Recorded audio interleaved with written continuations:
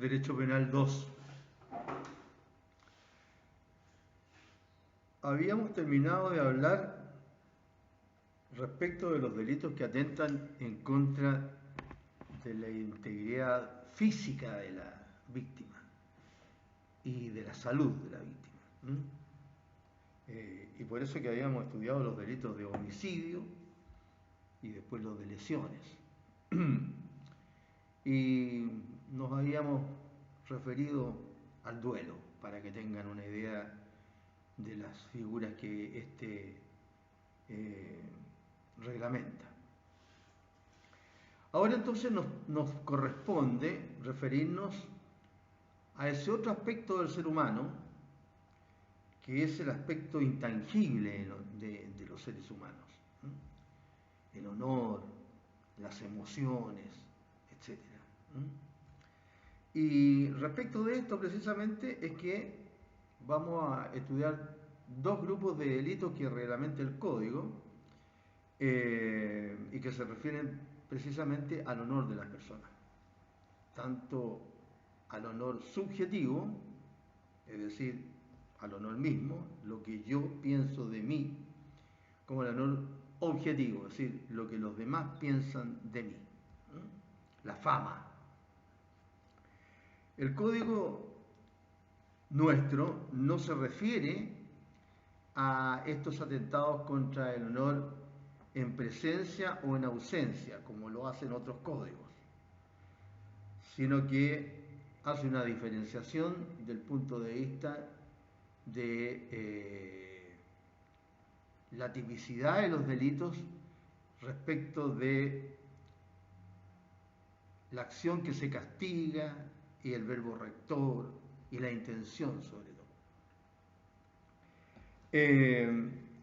Entonces, acá no solamente no se distingue entre personas, acá en Chile, digo, no solamente no se distingue entre personas presentes y ausentes, sino que también tampoco se distingue si se realiza ante una persona o ante varias personas. Por eso es que el honor del punto de vista de su rechazo, su castigo, cuando se realiza para ante muchas personas, es decir, a través de medios de comunicación, por ejemplo, entonces tenemos que ahí aplicar una ley especial, que es la ley sobre abuso de publicidad, que básicamente entre las varias correcciones que pudiera tener respecto de los artículos 4.12, calumnia, y 4.16, injuria, aumenta la sanción, aumenta la sanción generalmente en 1 grado. Bien, entonces estos delitos, como decía, atentan en contra de la integridad moral de las personas, en contra de sus valores éticos, en cuanto las personas somos miembros de un conglomerado social. Y acá el bien jurídico protegido es el honor, que, como les dije, puede ser visto desde dos puntos de vista. De un punto de vista objetivo, que se basa, como le dije, en la fama, en la consideración ajena, es decir, la consideración que los demás tienen de nosotros, y se refiere al prestigio, ¿no es cierto?, que podamos o no podamos tener, porque de repente a lo mejor no tenemos ningún prestigio tampoco. Se refiere entonces a la honra de las personas. El prestigio como honra de las personas. Y después, la apreciación, ¿no es cierto?, del bien jurídico protegido, este honor, ¿no es cierto?, también puede ser la apreciación o estimación que hace la persona de sus propios atributos morales, físicos o intelectuales. Es decir, es una autovaloración. Se refiere a la dignidad, al decoro, al honor. Se refiere precisamente al honor. Ya habíamos visto, ¿no es cierto?, que no solamente las personas, sino que las personas como grupos colectivos tenían este decoro, este honor, este prestigio. Ya habíamos visto que habían atentado en contra del prestigio, del honor, ¿no es cierto?, de la administración pública, por ejemplo. Y habían delitos que atentaban en contra de la dignidad, del prestigio, del decoro de la administración pública. Ahora lo vamos a ver en relación con las personas individualmente consideradas. Entonces, como delitos contra el honor, el Código, como les dije, sanciona la calumnia primero en el 412 y siguientes, y después la injuria en el 416 y siguientes. Y no distingue entre personas presentes o ausentes, ni tampoco entre ofensas que hayan sido inferidas en público o en privado. Las legislaciones modernas realizan una distinción si el atentado contra el honor se realiza en presencia del ofendido o no. Y dependiendo de si este atentado en contra del honor se realiza en presencia o no del ofendido, habrá una injuria o una difamación. En presencia, injuria; en ausencia, difamación. La injuria son expresiones o manifestaciones contra el honor en presencia, entonces, del ofendido, por lo cual importa un ataque al honor subjetivo, a lo que yo pienso de mí. En doctrina se denomina esta injuria en presencia del ofendido injuria contumeliosa. Se realiza en presencia, contumelia. Antes también se utilizaban estas expresiones en otro sentido. Cuando uno era chico le decían a ese, la mamá o el papá o los tíos, qué sé yo, pórtate bien, niño, si no te voy a sacar la contumelia, es decir, te voy a pegar fuerte. Cosas de antaño. Y la difamación, cuando estas ofensas, ¿no es cierto?, estos descréditos se realizan en ausencia del ofendido, ante varias personas reunidas o separadas. Por tanto, estas expresiones difamatorias, en ausencia del ofendido, menoscaban el honor objetivo de cada uno de nosotros. En términos generales, la injuria vendría a ser el género y la difamación vendría a ser la especie.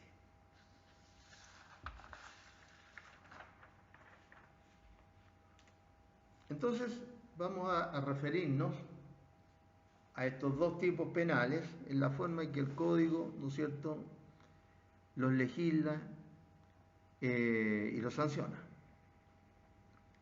Artículo 412 del Código. Artículo 412.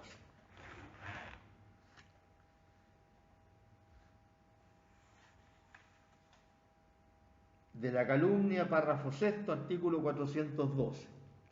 Es calumnia la imputación de un delito determinado pero falso y que puede actualmente perseguirse de oficio. Entonces la calumnia es la imputación de un delito determinado pero falso y que actualmente pueda perseguirse de oficio. Ahí tenemos los elementos del delito. Imputación de un delito. El delito imputado debe ser determinado. Este delito imputado debe ser falso. Y el delito debe ser actualmente perseguible de oficio.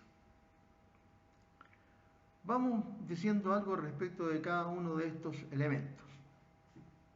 Primero, imputación de un delito. Lo que estamos haciendo es analizar el artículo nada más. Imputación de un delito. Para que se tipifique el delito de calumnia es necesario que se atribuya un delito determinado a una persona en alguna de las calidades que sean en el Código, como autor, como cómplice o como encubridor.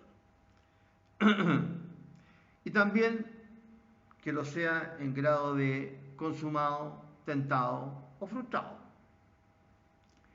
Dicha imputación puede ser privada o judicial.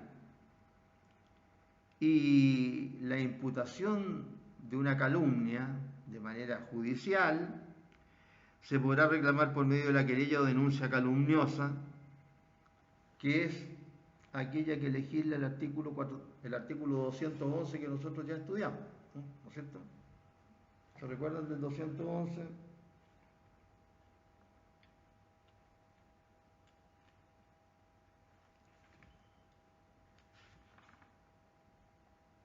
La acusación o denuncia que hubiera sido declarada calumniosa por sentencia ejecutoriada será castigada con presidio menor en su grado máximo y multa de tanto a tanto cuando versare sobre crimen, con presidio menor en su grado medio y multa de tanto a tanto si fuere sobre simple delito, y presidio menor en su grado mínimo y multa de tanto a tanto si se tratare de una falta.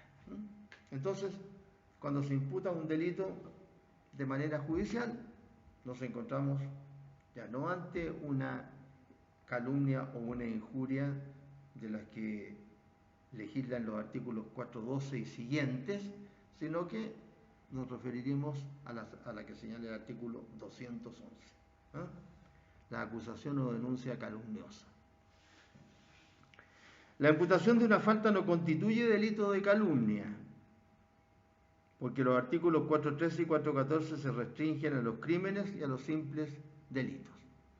Claro, la imputación de una falta puede constituir acusación o denuncia calumniosa, es decir, la imputación, ¿no es cierto?, de un delito en forma judicial.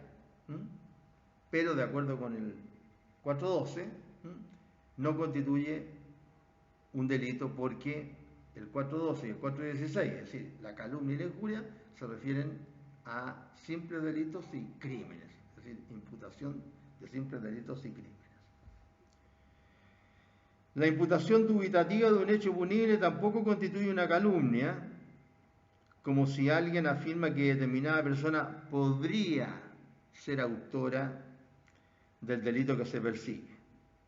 No obstante, eventualmente podría constituir un delito de injuria. Que se dice que podría ser autora de un delito, a lo mejor, como no está firmándolo, no constituye calumnia, pero sí podría constituir injuria porque esa misma expresión, del punto de vista de la víctima, ¿no es cierto?, y de acuerdo con la intención del delincuente, la expresión proferida o la acción ejecutada puede ir en deshonra, descrédito o menosprecio, como lo veremos en conformidad con el artículo 416. Es decir, estas expresiones ofensivas en contra del honor objetivo y subjetivo, si no constituyen calumnia, de repente podrían constituir injuria. Podrían constituir injuria. Entonces eso en relación con imputar un delito. Imputar un delito es atribuirle a alguien un delito. Oiga, señor, usted cometió este delito. No tiene para qué ser abogado criminalista una persona para imputarle un delito a otro, como lo vamos a ver. Y decirle, usted cometió el delito que está, delito de tráfico de inmigrantes, que está tipificado y sancionado en el artículo tanto del Código Penal en calidad de autor y en grado de consumado. No, pero con las expresiones, ¿no es cierto?, que utiliza, se lo puede imputar. Se lo puede imputar. Segundo, el delito imputado debe ser determinado. Esta es una cuestión esencial. Es esencial el tipo que la acción punible que se imputa sea más o menos precisa, de modo de poder cuadrar esta imputación en alguno de los delitos que sanciona el Código, al menos en forma subjetiva. Porque la atribución de hechos indeterminados, ofensivos al honor, que por lo general denotan cualidades o condiciones de la persona afectada, importa más bien la comisión de un delito de injuria que un delito de calumnia. Como ahora están prohibidos los chistes, ¿no es cierto?, de cualquier cosa, ¿no? No sé si uno de repente coloca un ejemplo y a lo mejor se encuentra con un problema, ¿no? Un ejemplo para ilustrar, ¿no es cierto?, de que a lo mejor una imputación de alguna cualidad o defecto de una persona, a lo mejor no constituye un delito de calumnia, pero sí constituye un delito de injuria. Pero, ¿no es cierto?, nos tenemos que guardar los ejemplos porque de repente pueden herir a algún grupo etario de la población chilena. El tercer elemento es que el delito imputado debe ser falso. Y existen al menos 3 casos en los que el delito imputado puede ser falso. ¿Cuáles son estos casos en que el delito que se imputa puede ser falso? Primero, en no haberse cometido el delito. Segundo, en no haber tenido participación en ese hecho que se imputa la persona a la cual se le imputa ese hecho o delito. Y tercero, porque no concurren los requisitos necesarios para que la persona a la cual se impute el delito sea considerada autor, cómplice o encubridor del mismo. Del mismo. Y el cuarto elemento es que el delito sea actualmente perseguible de oficio. Claro. ¿Cuáles son los delitos no perseguibles de oficio? Primero, los delitos de acción privada, ¿cierto? Solamente son perseguibles a instancia particular, es decir, del ofendido por el delito. También los delitos penados, prescritos, amnistiados o indultados. ¿Cuáles son los delitos penados? Aquellos delitos en los que la persona cumplió la pena. Efectivamente cometió un delito, pero cumplió la pena. Entonces, si le imputan un delito respecto del cual ya cumplió la pena, esa figura es atípica, ¿cierto? Después están los delitos prescritos, lo mismo. La persona cometió el delito, pero el plazo para poder deducir la acción tendiente a establecerlo venció. Transcurrió el tiempo para ejercer la acción. Después los delitos amnistiados, ¿no es cierto?, los que son objeto de una amnistía general, y los delitos indultados, que son aquellos que derivan de indultos generales o indultos particulares también. Si se realiza una imputación de estos delitos, es decir, de un delito de acción privada, de un delito penado, de un delito amnistiado, un delito indultado, en esos casos, ¿no es cierto?, no se comete una calumnia, sino que se comete una injuria, salvo que el delito esté prescrito, donde ahí no va a haber nunca ningún tipo de delito. En los delitos de acción mixta, los delitos de acción mixta son aquellos que, para que pueda seguirse la tramitación, es decir, para que se puedan investigar, requieren de una denuncia al menos o querella privada, es decir, del particular o ahora de sus representantes. En estos delitos, si ha mediado denuncia o querella, se transforman en delitos perseguibles de oficio. Y por lo mismo su imputación, reunidos los demás requisitos legales, constituirá una calumnia. En caso contrario, siguen la regla de los delitos de acción privada. Sí, en los delitos de acción mixta se hace esta salvedad. Muy interesante es lo que se denomina la exceptio veritatis o la prueba liberatoria. Es decir, se imputa una calumnia, se imputa un delito, y el que lo imputa tiene derecho a probar que se cometió ese delito. La excepción veritatis por eso se llama o prueba liberatoria de la calumnia. El acusado de calumnia, es decir, el que imputó un delito determinado pero falso y actualmente perseguible de oficio, imputó un delito, tú te robaste la plata de la tesorería, por ejemplo. Por ejemplo. El que lo imputó, el que dijo eso, el acusado de calumnia, queda exento de toda pena si prueba la existencia del hecho criminal que ha imputado. Es decir, aquí, esta es una de las diferencias que se preguntan respecto de los delitos de calumnia y de injuria, la exceptio veritatis o prueba liberatoria. Es decir, la posibilidad que tiene el que imputa un delito, tratándose de la calumnia, o el que imputa hechos que pueden ser constitutivos de injuria, tienen el derecho a probar que son efectivos. En el caso de la calumnia, el delito que imputa, y en el caso de los hechos que constituyen deshonra, descrédito o menosprecio, en el caso de la injuria. Tienen el derecho a probarlo. En la injuria, la exceptio veritatis es más restringida. En la calumnia, la exceptio veritatis es general. El acusado de calumnia queda exento de toda pena si prueba la existencia del hecho criminal que ha imputado.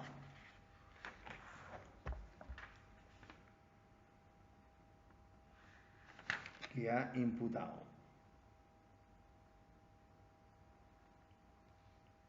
Lo dice precisamente el artículo 415, inciso primero. El acusado de calumnia quedará exento de toda pena probando el hecho criminal que hubiera imputado. Lo dice la ley. La sentencia en que se declare la calumnia, si el ofendido lo pidiere, se publicará por una vez a costa del calumniante en los periódicos que aquel designare, no excediendo de 3. Entonces el acusado de calumnia queda exento de toda pena probando el hecho criminal que hubiera imputado.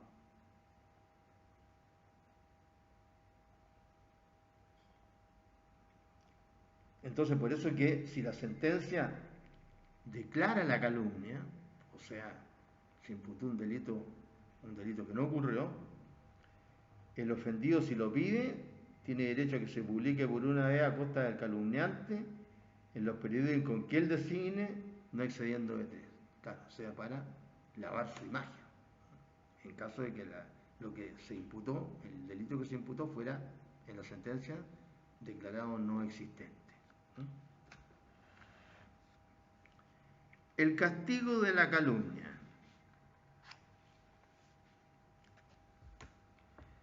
El Código Penal castiga más severamente la calumnia que la injuria y atiende al menos a 2 elementos para castigar la calumnia. Primero, si es que se propaga por escrito y con publicidad, y segundo, si es que se imputó un crimen o un simple delito. La sanción del delito depende de un elemento externo, de la forma en que se realiza la imputación, y de un elemento interno, la naturaleza de la imputación misma. Es decir, si se trata de un crimen o de un simple delito.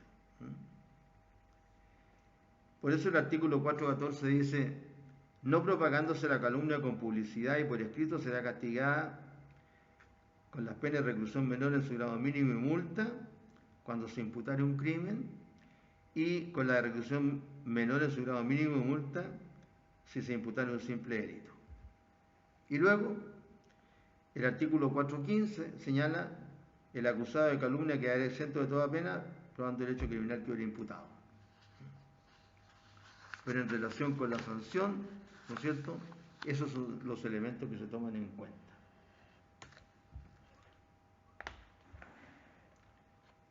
A ello se refiere los artículos 413 y 414, el castigo de la calumnia.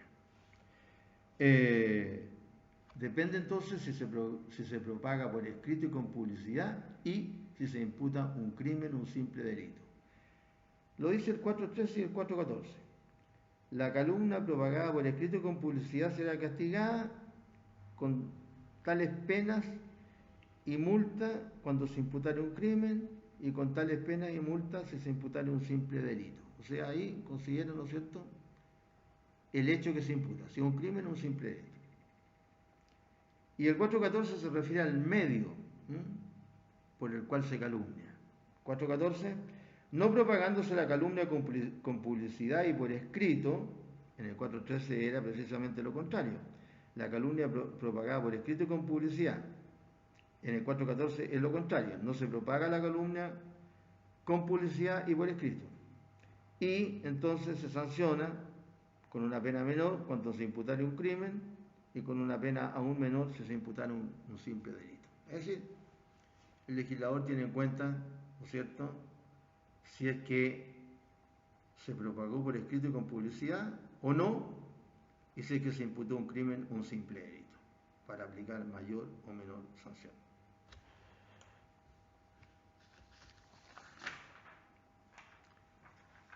Las injurias. Las injurias. Las injurias aparecen ahora legisladas en el artículo 416. Y el Código dice que es injuria toda expresión proferida o acción ejecutada en deshonra, descrédito o menosprecio de una persona.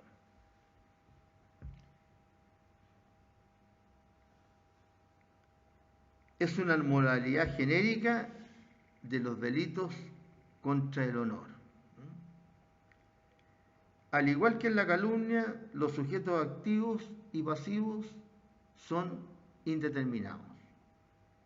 El delito de injuria puede ser cometido por cualquier persona y contra cualquier persona. Se plantea un problema en relación con las personas jurídicas y con aquellas personas que no están en condiciones de comprender los dichos en su contra, como por ejemplo los muertos, o las cosas que son símbolos. La jurisprudencia, como es más o menos común en Chile, ¿no es cierto?, ha tenido posiciones divergentes, contrapuestas a veces, respecto de si se pueden o no ofender, injuriar a las personas jurídicas o a los muertos. Nosotros vimos por ahí un delito que tenía por objeto ofender la memoria de los muertos, ¿no es cierto?, que tenía que ver con esos agravios en contra de los sepulcros, ¿no es cierto? Claro, es una forma de ofender la memoria de los muertos. Es difícil, ¿no es cierto?, sancionar por injuria respecto de las personas jurídicas. Se discute atendiendo a las teorías de la personalidad, de la ficción y de la realidad.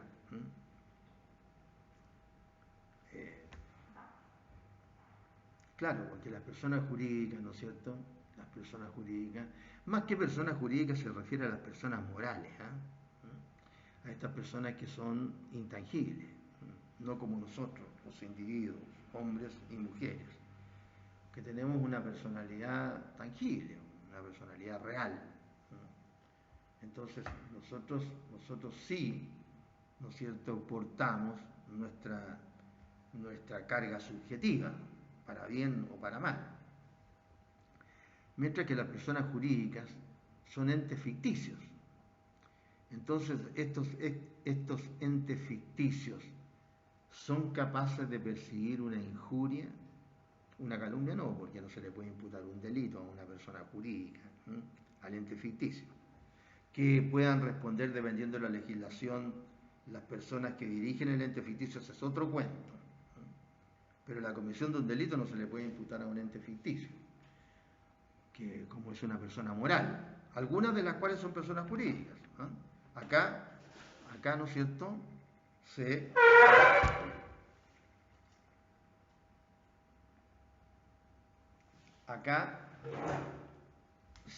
sufrimos un percance.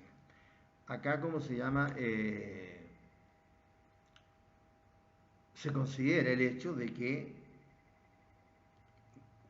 algunos de los grandes problemas que plantean las personas jurídicas son precisamente qué delitos pueden cometer. Otro de los grandes problemas que plantean las personas jurídicas es qué sanciones se le pueden aplicar, ¿no es cierto? Entonces, es una cuestión complicada, complicada. Lo que sí se puede afectar es el nombre de una persona ficticia, ¿no es cierto? El nombre.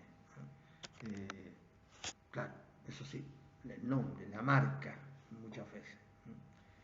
Claro, si por ejemplo se dice que, por ejemplo, bien clarito, por ejemplo, si se dice que la Coca-Cola o la Pepsi-Cola estuvo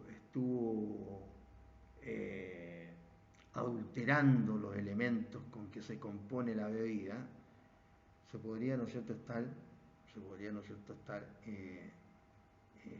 injuriando a la persona jurídica, pero ¿sufre los mismos daños la persona jurídica que la persona natural?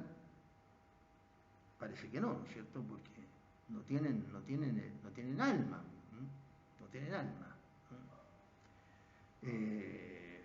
Aunque pareciera que sí, ¿no es cierto? El alma de la Universidad de Chile, por ejemplo, de la Universidad de Tarapacá, pero después el alma de otras personas que son personas morales, el alma de la Coca-Cola, bueno, y ahí ya no, parece que no hay mucha alma, ¿no? Bueno, persiguen el lucro, ¿no es cierto?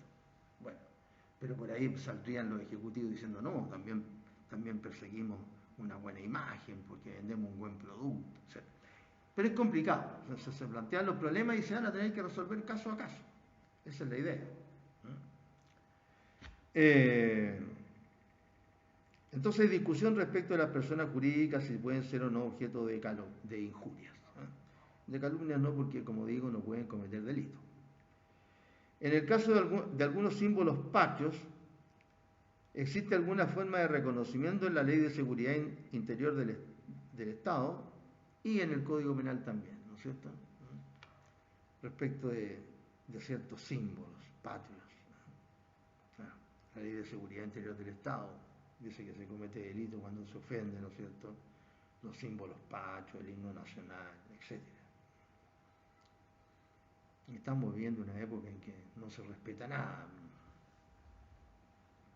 porque cualquiera sea el credo que pueda tener una persona o no tener ninguno, sacar a Jesucristo crucificado de una iglesia, tirarlo al suelo, patearlo, etc., y quemarlo encima,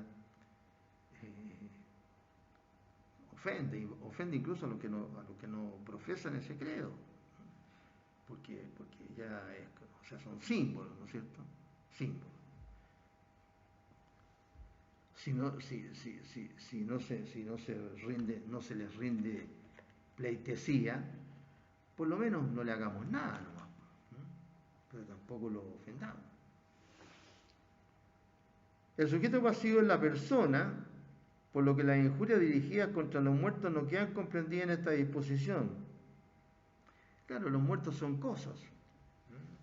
Por eso que cuando en medicina legal, ¿no es cierto?, los peritos se refieren, o los jueces se refieren al cadáver, se refieren a los restos de una persona.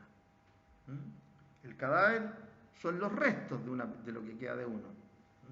La persona ya no está, se fue de ahí. Algunos, según sus creencias, creerá que está en una etapa de transición, y si fue muy bueno se va a convertir en algo mejor, y si fue muy malo se va a convertir en un chinche, qué sé yo. Otros, ¿no es cierto?, que no creen en nada, dicen que el muerto se va al hoyo nomás, ¿no? Se va al hoyo. Y otros creerán en la reencarnación, etc. Pero los restos, que son apreciables por los sentidos de los seres humanos vivos, eso no son personas ya, son cosas.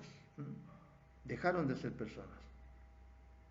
No nos olvidemos que el propio Código Civil, cuando se refiere al término de la persona, se refiere a la muerte natural, ¿cierto?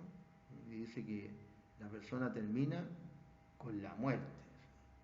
Y después ahí hay una cuestión de tipo legal que dice relación con la muerte presunta, pero eso ya es otro cuento. Es otro cuento. pero se está refiriendo a alguien que no dejó de existir. O sea, que dejó de existir, perdón.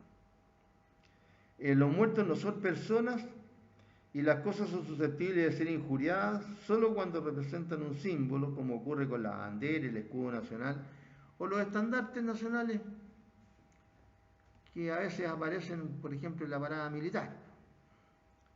En el caso de los herederos ocurriría algo confuso, porque el Código Penal en el antiguo artículo 424, que está hoy derogado, permitía a algunos herederos interponer las acciones de injuria o calumnia, pero esta disposición no distinguía si la ofensa debía ser cometida en vida del causante o si también podía accionarse cuando se ofendía su memoria. En todo caso, la ambigüedad terminó con la derogación de la disposición. Claro, antes el artículo 424 le daba, ¿no es cierto?, acción a los herederos del difunto para que durante un tiempo, ¿no es cierto?, un año, pudieran interponer la acción de injurias en contra de la persona muerta.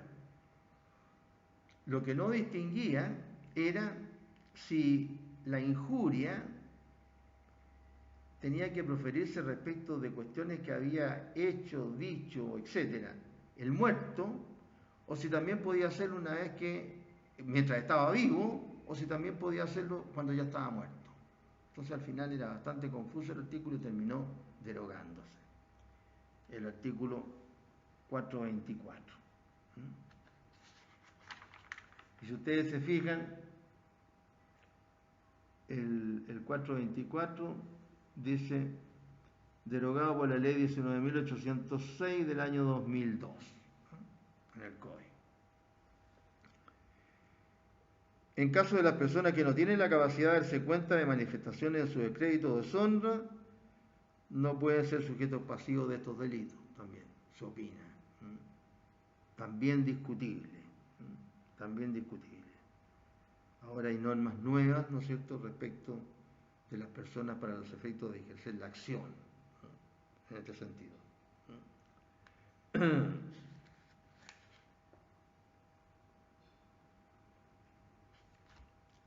Bien, ¿cuáles son los elementos ahora del delito de injuria?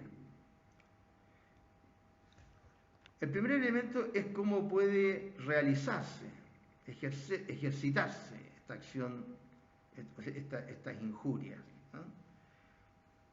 Pueden hacerse a través de una expresión, ¿no?, o también de una acción.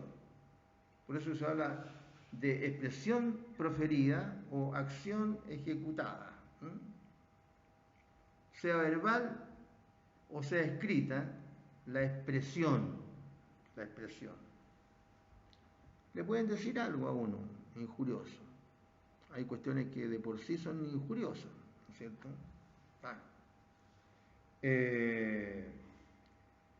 Pero también se lo puede injuriar a la persona mediante ademanes, mediante dichos. Hay varios ademanes, incluso, como siempre pasa en este país, algunos importados, ¿no es cierto? Claro, importados por los países que son los reyes del cine y de la televisión. ¿Por qué? Porque resulta que los actores de esos países utilizan estos ademanes y son películas que a la final terminamos viendo en todo el mundo. Entonces, claro, también se quedan estos ademanes, ¿no es cierto? Porque pueden haber ademanes nuestros, pero como no hacemos películas, o si hacemos películas en el resto del mundo, no sé si las verán, salvo una que otra premiada por ahí. Entonces, ¿qué ademanes podemos pegarle a los demás? Si no se sabe cuáles son nuestros ademanes para injuriar, prácticamente.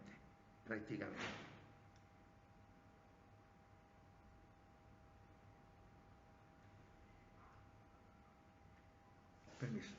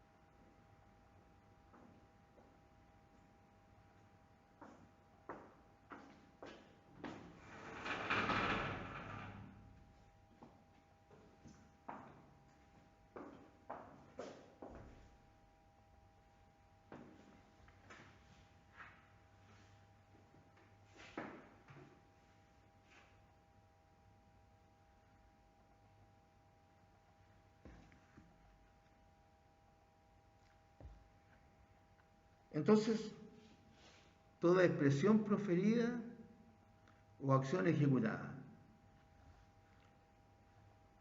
Muchas, ¿no es cierto? Muchas. Y esta expresión proferida o esta acción ejecutada tiene que serlo en deshonra, en descrédito o en menosprecio de otro.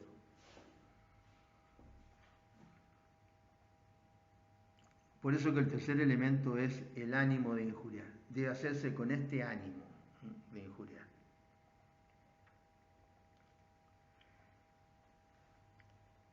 Digamos algunas cuestiones respecto a estos elementos del delito de injuria. Primero, la expresión proferida puede ser verbal o escrita, ¿no es cierto? Y la acción ejecutada, bueno, eso es una acción, ¿no es cierto?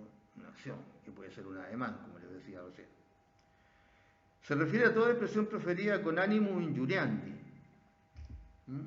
La acción dice relación con las vías de hecho, señas y ademanes que representan insultos o manifestaciones deshonrosas. Las omisiones también pueden constituir el delito de injurias, como por ejemplo, el no realizar un acto determinado puede acarrear efectos injuriosos. Dejar a una persona con la mano extendida al saludar. Claro, tiene que hacerse con ese ánimo, ¿no es cierto?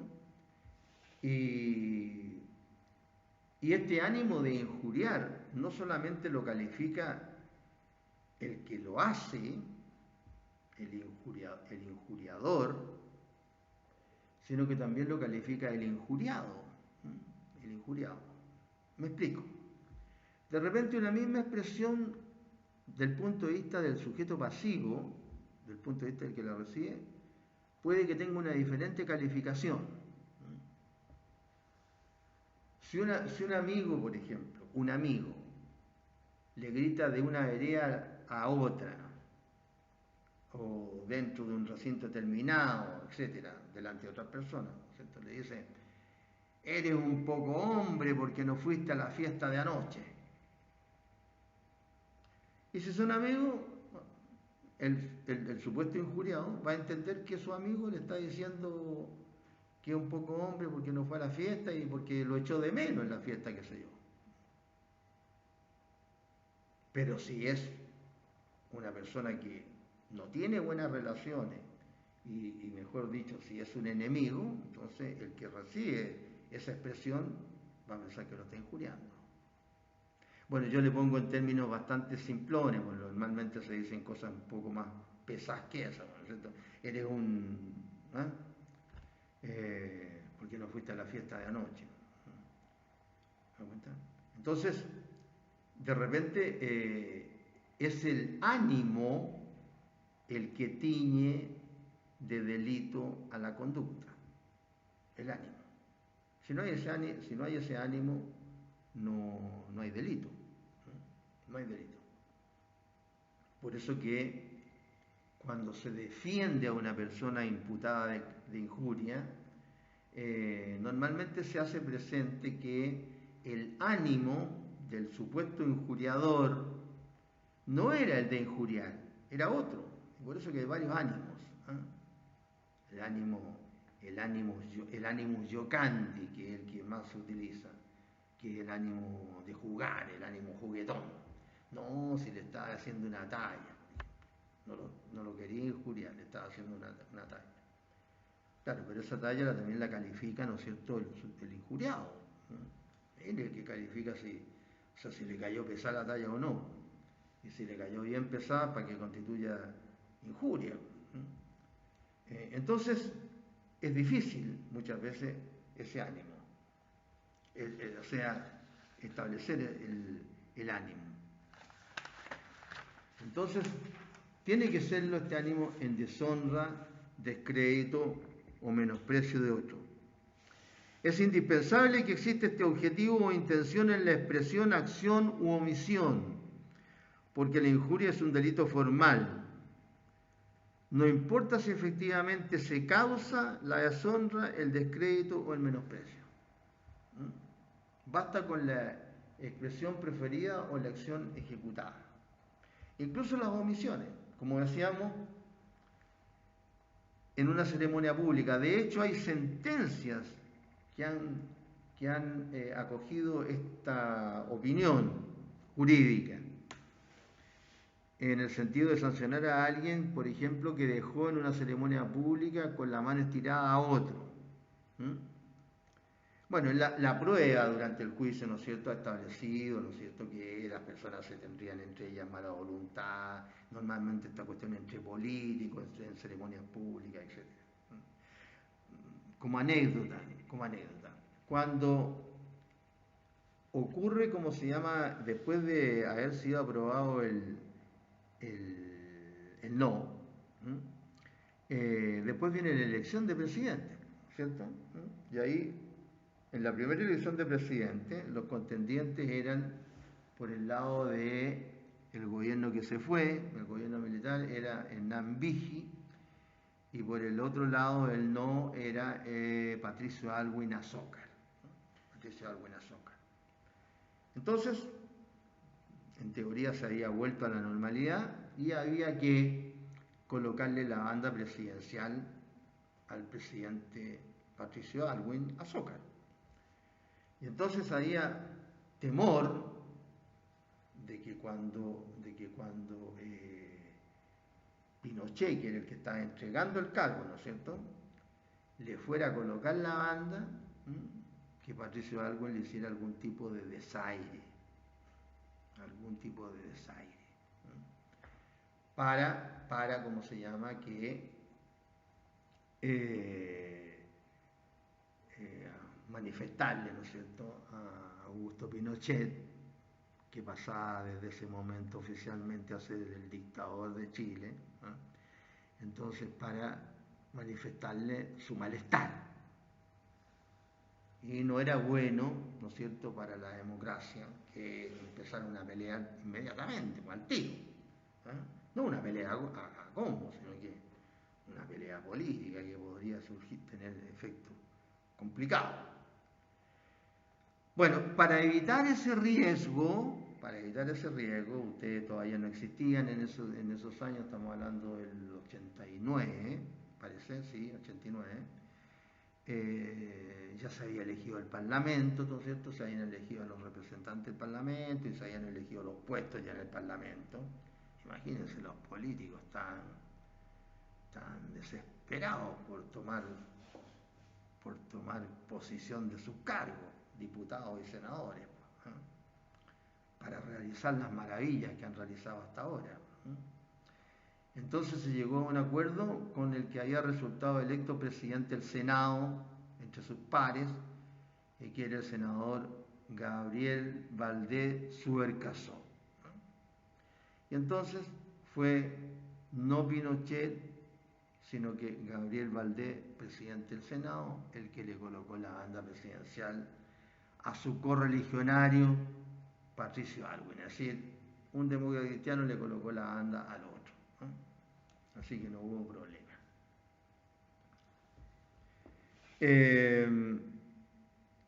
Entonces,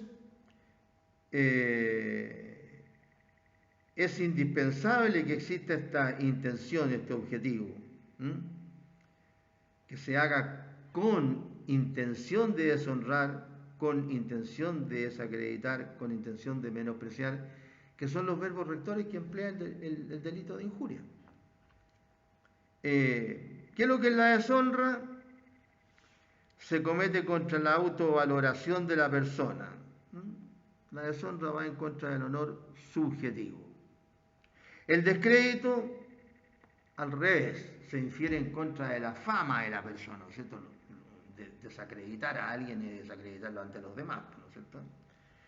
Se infiere contra la fama de la persona y la valoración que los demás tienen respecto de esa persona. Es decir, entonces va en contra del honor objetivo. Y el menosprecio es, diciéndolo en términos más comunes, que sé yo, es ningunear a las personas. Ningunear a las personas.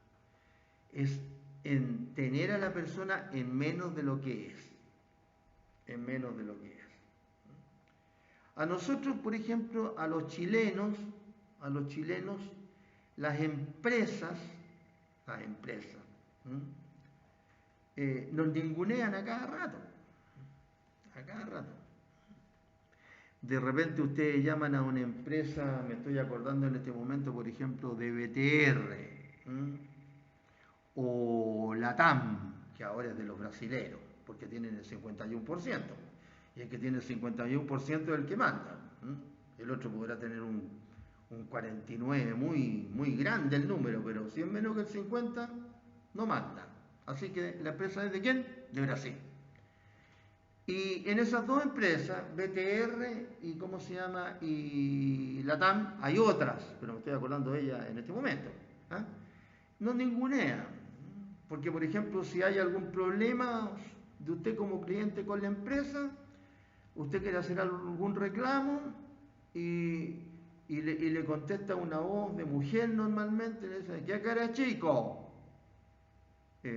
¿Con quién hablo? Porque quiero hacer un reclamo acá en Chile. ¿Estaba hablando con Venezuela? ¿O estaba hablando con Colombia, chico?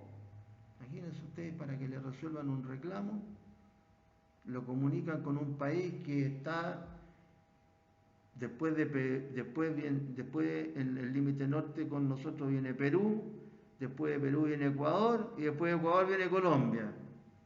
Para resolvernos un problema acá en Arica, en Santiago, donde sea, nos conectan con Colombia.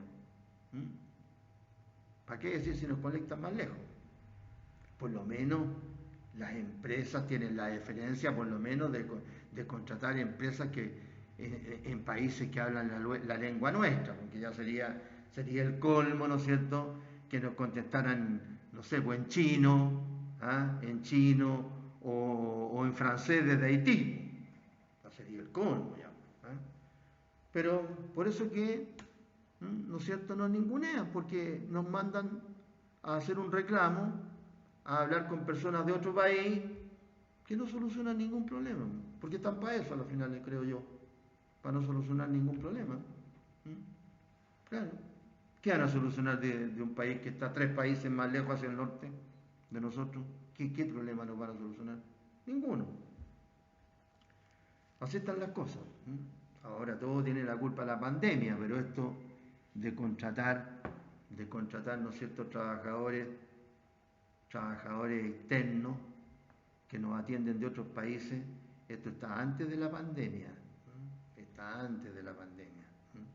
No sé qué es lo que dirán los abogados laboralistas respecto de esa cuota de trabajadores extranjeros que pueden trabajar, que pueden contratar las empresas, porque vaya a saber usted la cantidad de trabajadores que trabajan en estos rubros, a lo mejor son más que la gente que trabaja aquí en Chile, de chilenos.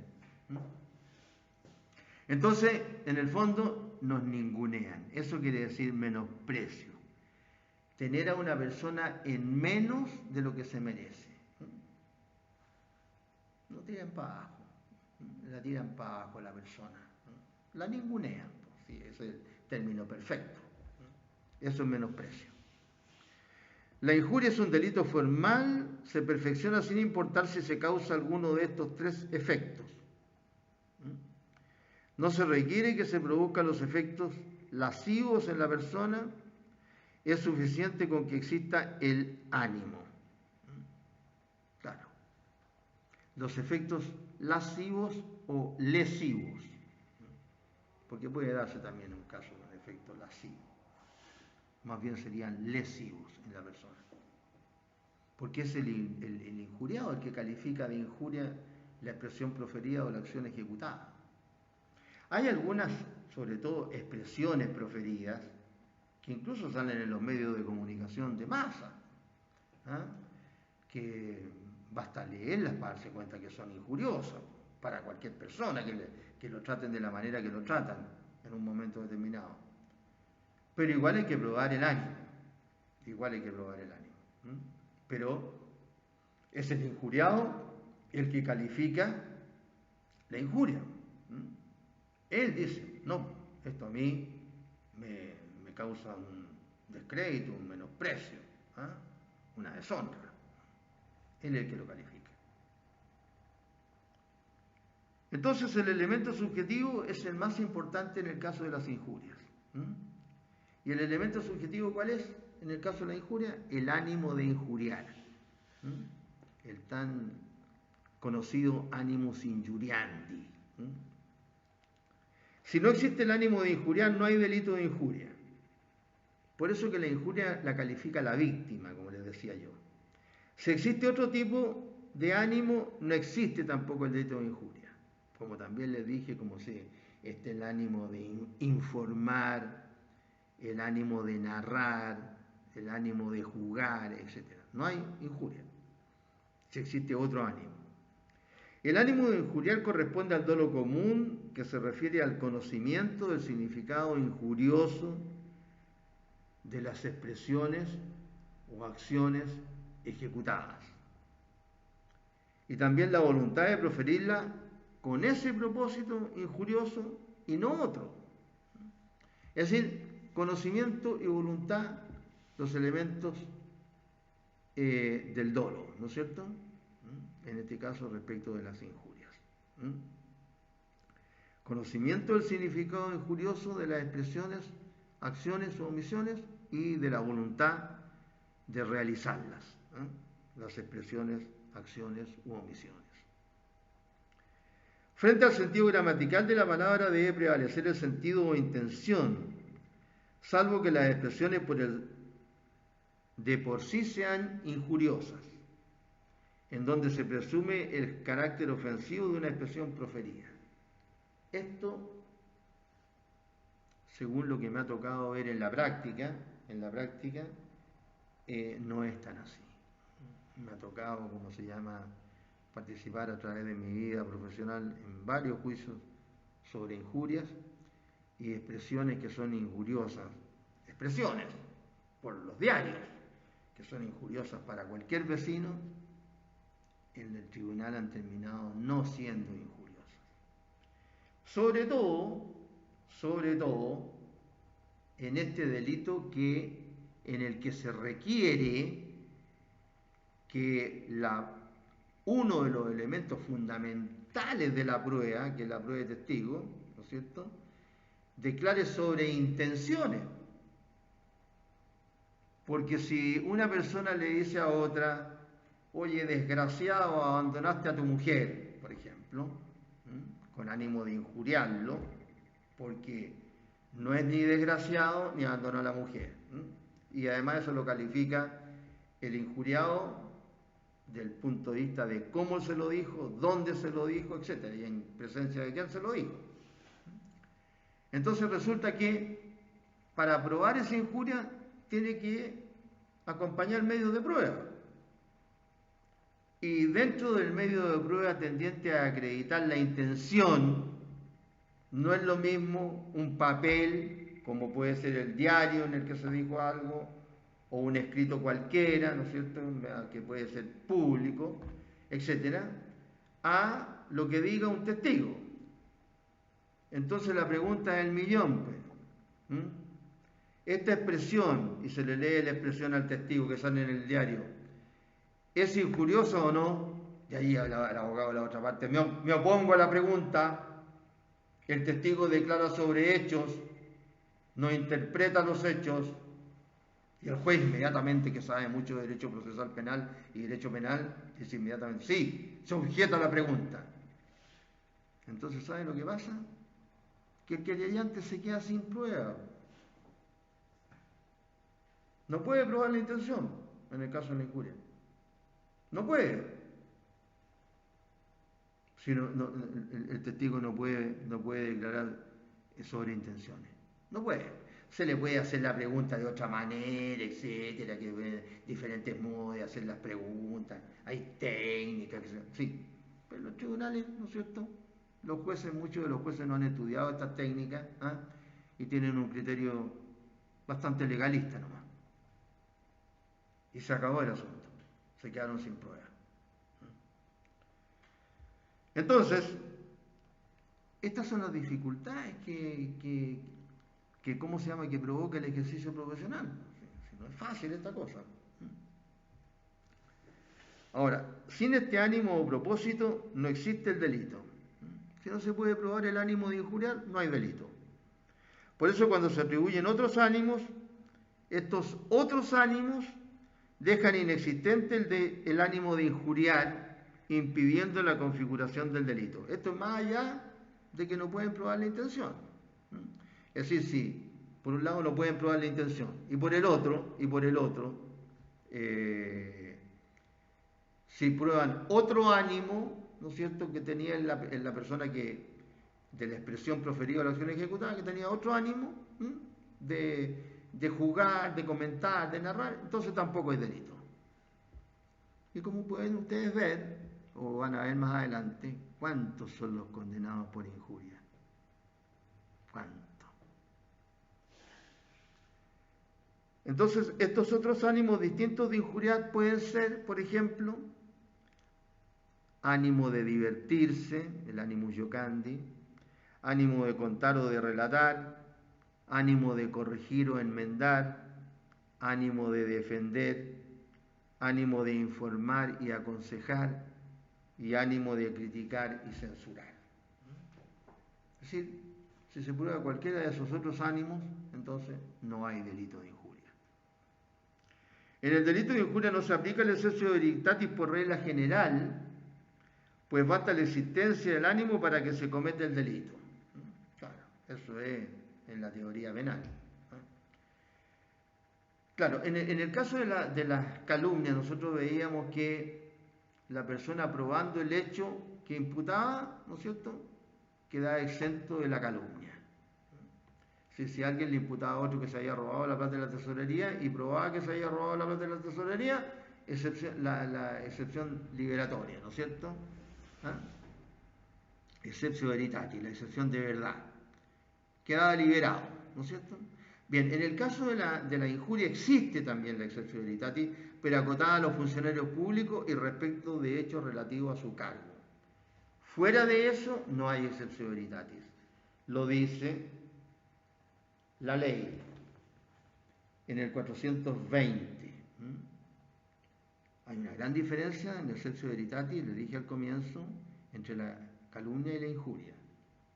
Al acusado de injuria no se admitirá prueba sobre la verdad de las imputaciones, sino cuando éstas, es decir, las imputaciones, fueran dirigidas contra empleados públicos sobre hechos concernientes al ejercicio de su cargo.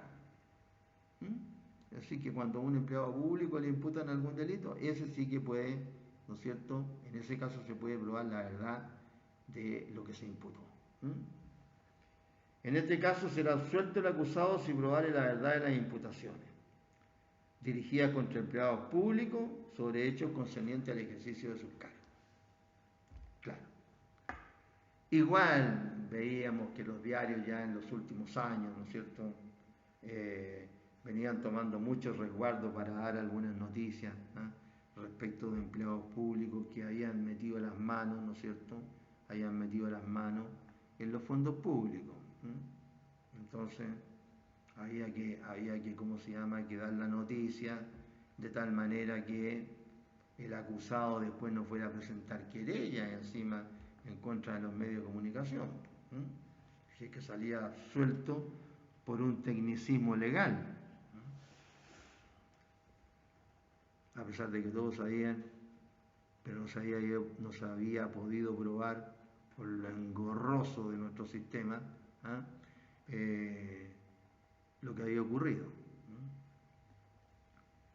Imagínense ustedes que en la municipalidad de San Ramón, en Santiago, hay el alcalde, ahí está, con todas las pesquisas que le han hecho los medios de comunicación, ahí está. Cada cierto tiempo la prensa pregunta así, tirándolo al voleo, para ver si le da una respuesta el que tiene el monopolio de la investigación en Chile, es decir, el Ministerio Público. Ahí está, el alcalde. Hay algunos funcionarios públicos trabajando en la municipalidad con anotaciones por narcotráfico, por sentencias condenatorias. ¿Qué tal? Ahí está. Otros se han tenido que ir porque, bueno, más que nada por la presión de la gente. Y encima siguen, ¿no es cierto?, amenazando a personas, incluso alcaldes de otras comunas de ahí cerca, de San Ramón. Estamos viviendo un mundo complicado, complicadísimo. Ya el narcotráfico se metió, no sabemos hasta dónde. En el delito de injuria no se aplica el exceptio veritatis por regla general, entonces, salvo el caso que les acabo de leer cuando se dirijan, ¿no es cierto?, en contra de funcionarios públicos por hechos ocurridos en el ejercicio de sus cargos. ¿Qué otra cosa podemos decir de las injurias? La clasificación, de acuerdo a la forma en cómo se manifiestan, de palabra o de obra. De palabra o de obra. Y de palabra puede ser escrita o verbal. Y de obra, ¿no es cierto?, por acción o por omisión. Después el Código Penal, ¿cómo las califica? Las califica de graves, de leves y de livianas. El artículo 418 las califica las graves cuando se realizan por escrito y con publicidad. Esas son las graves. Las leves se sancionan solo si es por escrito o con publicidad,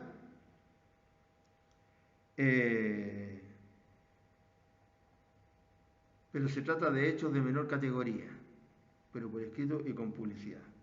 Y las livianas son las injurias que no son graves y que son sin publicidad y no por escrito.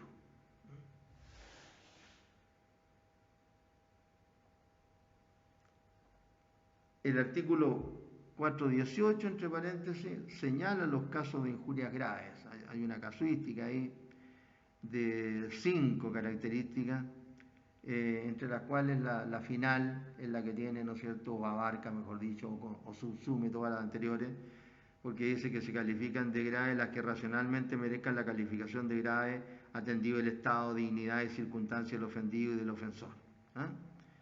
Eso subsume las anteriores 4, tipos de injurias graves que señala el Código. Entonces, las injurias graves son aquellas que señala el Código en los 5 numerales del 418, las leves, y hechas por escrito con publicidad. Las leves son aquellas que no están enumeradas en los 5 numerales del 418, pero sí son por escrito y con publicidad. Y las livianas son aquellas que no están enumeradas en el 418 y además no son ni por escrito ni con publicidad. Después, las injurias se califican en cuanto a su exteriorización, en explícitas, en directas o manifiestas, en indirectas, en implícitas o en oblicuas. Por ejemplo, las explícitas son aquellas hechas en términos claros, precisos y generalmente en presencia del injuriado. Son precisas e inequívocas, explícitas, directas o indirectas, pero explícitas. Después están las directas o manifiestas y las indirectas. Las directas, aquellas hechas en términos claros e inequívocos. La indirecta, aquella dirigida contra el ofendido a través de la alusión a otra persona. En una reunión hay 4 personas y dice, aquí estamos nosotros 3 y también hay un sinvergüenza. No está nombrando a nadie, pero se está dejando a uno afuera que es un sinvergüenza. Las implícitas son alusiones injuriosas que se encuentran bajo una apariencia inocente. Son injurias u ofensas que han envuelto en una expresión no injuriosa. Y ahí hay una serie de tipos, ¿no es cierto?, de injurias que van a calificarse como tales. ¿Por qué? Por el injuriado, que es el que se da cuenta que lo están injuriando.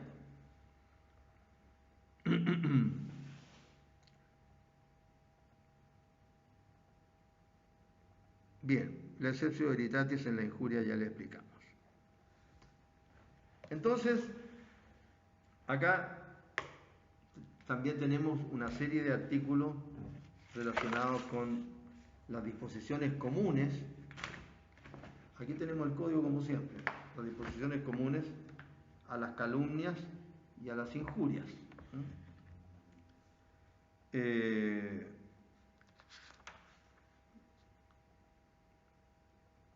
Artículos 421 hasta el artículo 431.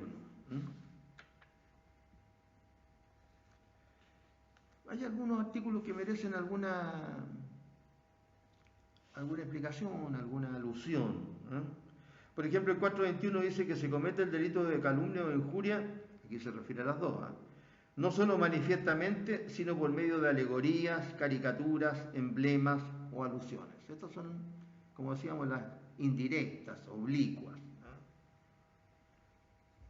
Después dice que ambas se reputan hechas por escrito y con publicidad cuando se propaguen por medio de carteles o pasquines fijados en los sitios públicos, por papeles impresos, no sujetos a la ley de imprenta, litografía, grabado, manuscrito, comunicado a más de 5 personas. Así, si se hace una calumnia o una injuria en el diario Mural, por ejemplo, de la Escuela de Derecho, o de la Faxhub, etc., se entiende que es hecha por escrito y con publicidad. Ojo con esto. Aquí hay otro artículo que es interesante, que es el 423. Dice lo siguiente: el acusado de calumnia o injuria encubierta o equívoca, que rehusare dar en juicio explicaciones satisfactorias acerca de ella, será castigado con las penas de los delitos de calumnia o injuria manifiesta. Claro, alguien dijo, ¿no es cierto?, una expresión de manera indirecta, como la que le dije yo. Por ejemplo, ¿qué se puede decir? La tesorería está llena de ladrones, excepto el tesorero, don tanto y tanto. Entonces no es decir, oiga, venga a decir quiénes son los ladrones, ¿cierto? Eso es la cuestión, que rehusare dar en juicio explicaciones satisfactorias acerca de ella. Entonces, si se trata de una injuria así, la primera pregunta que se hará antes de iniciar el juicio propiamente dicho va a ser que dé las explicaciones, a quién se está refiriendo, ¿cierto? Y si no da las explicaciones satisfactorias para saber en contra hay que dirigir la acción, se lo va a calificar, se lo va a imputar como autor de injurias manifiestas.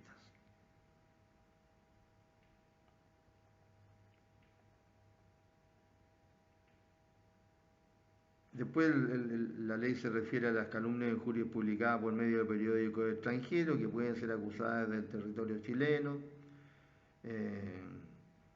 cuando se hubieran enviado los artículos desde Chile para el exterior o contribuido a la introducción de los periódicos a Chile, etc. Es decir, cuando de alguna manera haya tenido participación, ¿no es cierto?, el que injuria desde Chile o hacia Chile. La calumnia o injuria causada en juicio se juzgará disciplinariamente por el tribunal que conoce de la causa, sin perjuicio del derecho del ofendido para deducir, una vez que el proceso haya concluido, la acción penal correspondiente. Claro, son esas injurias que se vierten, ¿no es cierto?, durante la tramitación de los juicios, de manera escrita o de manera verbal, ¿no es cierto? Ahí se va a juzgar disciplinariamente, salvo el derecho del ofendido para deducir, una vez que el proceso haya concluido, la acción penal correspondiente. Todo considerando el plazo de prescripción, evidentemente.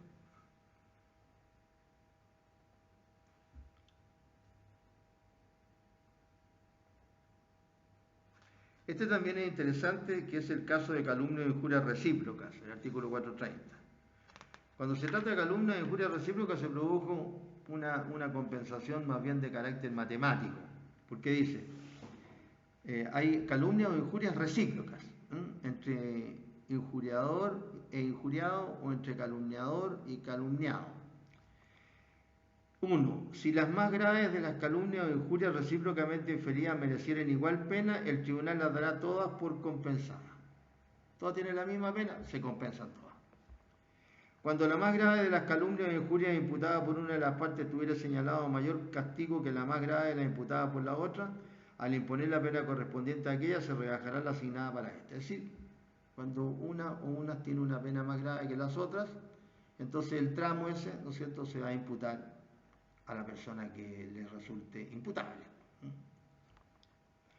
Y también aquí está lo importante, el último artículo, que es el 431, la acción de calumnia o injuria prescribe en 1 año, contado desde que el ofendido tuvo o pudo racionalmente tener conocimiento de la ofensa. Racionalmente de la ofensa. Esto tenía que ver con una de las preguntas que hicimos, no sé si en la primera prueba, que creo que fue, relacionado con la importancia que tenía el hecho de que el bien jurídico protegido fuera, ¿no es cierto?, el honor de las personas o la dignidad del servicio o etcétera. ¿Por qué? Por la prescripción. En un caso era esta de 1 año, si se trataba, ¿no es cierto?, de el honor o dignidad de las personas, o de 5 años un simple delito cuando se trataba de la administración pública, ¿no es cierto?, o de la dignidad, el decoro, etcétera, de ella. Dice que la misma pena se observará respecto de las demás personas enumeradas en el artículo 108 del Código Procesal Penal, pero el tiempo transcurrido desde que el ofendido tuvo o pudo tener conocimiento de la ofensa hasta su muerte se tomará en cuenta al computarse el año durante el cual pueden ejercitar esta acción las personas comprendidas en dicho artículo. El 108 del Código Procesal, que es el caso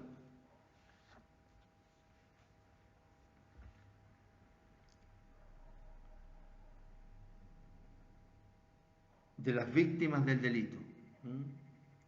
En los delitos cuya consecuencia fuera la muerte del ofendido y en los casos en que éste no pudiera ejercer los derechos en que en este código se le otorgan, se considerará víctima 1 al cónyuge o al sobresiguiente civil y a los hijos, 2 a los ascendientes, C al conviviente, D a los hermanos y E al adoptado o adoptantes.